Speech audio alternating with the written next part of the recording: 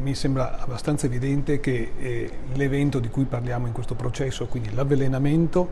e il disastro, così come anche l'inquinamento, che sono i tre capi di imputazione di cui fondamentalmente si discute, abbia le caratteristiche della permanenza. Per questo motivo, nell'ultima udienza del processo sull'inquinamento dei FAS, gli avvocati di parte civile delle società Acque del Chiampo, Viacqua, Acque Venete e Acque Veronesi intendono scongiurare la prescrizione dei reati oggetto delle imputazioni a carico dei 15 manager di Miteni, ICG e Mitsubishi Corporation. I legali hanno chiesto formalmente alla Procura della Repubblica di modificare il capo di imputazione, che è circoscritto a tempi storici ben precisi di oltre 10 anni fa. I periti tecnici di parte civile, il geologo Pierluigi Bullo e il professore ordinario di chimica all'Università di Padova Antonio Marcomini hanno dichiarato ai giudici della Corte d'Assise del Tribunale di Vicenza che le sostanze perfluoroalchiliche non sono degradabili e a causa della loro persistenza possono rimanere nell'ambiente per centinaia d'anni.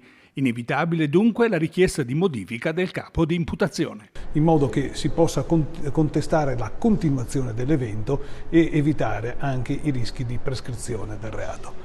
Tra l'altro questa richiesta è funzionale a assicurare la più ampia tutela della cittadinanza, che nel caso di malaugurata conclusione di un processo di questo genere, che è destinato a durare ancora moltissimo tempo, con una eventuale dichiarazione di prescrizione, si vedrebbero esposti al rischio del pagamento in bolletta dei costi delle riparazioni ambientali.